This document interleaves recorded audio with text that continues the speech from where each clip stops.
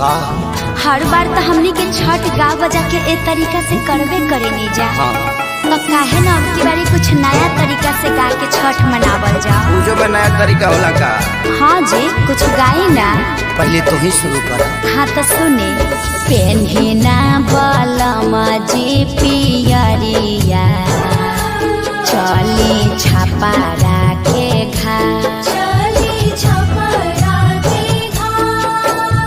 का चाही बासा के बहंगिया बहंगी लेके चलब घाट बहंगी लेके चलब घाट। काजी पुरान के नियन गावे लगनी तनी डीजे में गाई। डीजे में कैसे तू ही शुरू कर।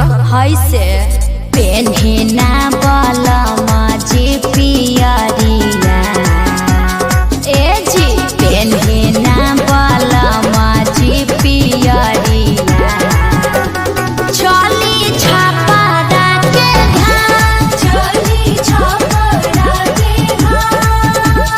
का चाही बासा के बहंगिया बहंगी लेके चलब घाट बहंगी लेके चलब घाट। ए अम्मा जी तनी रौरो नाची। आदि शक्ति बाट जे पूछेला बटोहिया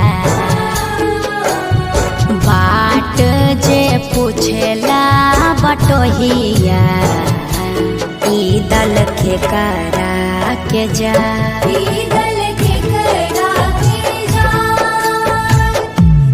तू तया धरा हवे रे बटोहिया तू तया धरा होइबे रे बटोहिया ई दल छाठी माई के जाय ई दल छाठी माई के जाय। का चाही बासा के बहंगिया तब बहंग ही ना चाहता ना जाए बहंगी ना चाहता ना जाए बहंगी ना चाहता ना जाए। करी न सासु आमा जी तैयारिया अर्घ के बेरा बीतल जा पेन्ही नारी सबके पापा पियरिया दौरा घाटे पहुँचा मम्मी हम तली थथी घाट के पलाका छोले। अरे तू का करे जइब पराका फोड़ के हमार सारी जरइब मरब एक था। छठी घाटे करबे डरामा ओही जा हो जाई बाबा ओही जा हो जाई बाबा। यार पापा से बोल मम्मी मारने की धमकी दे रही है पापा। साफा आतंकवादी हो का काहे लइकवा के डरोले बड़वा।